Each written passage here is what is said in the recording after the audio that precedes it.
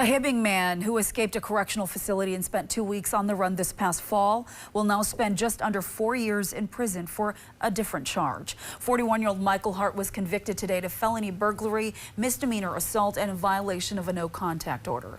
Authorities say Hart broke into a Hibbing home last June and assaulted 2 people inside.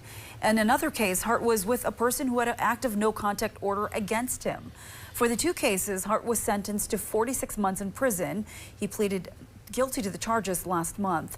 As for Hart's escape from NERC back in September, that case is still playing out in court. Hart has a plea hearing for that on Monday.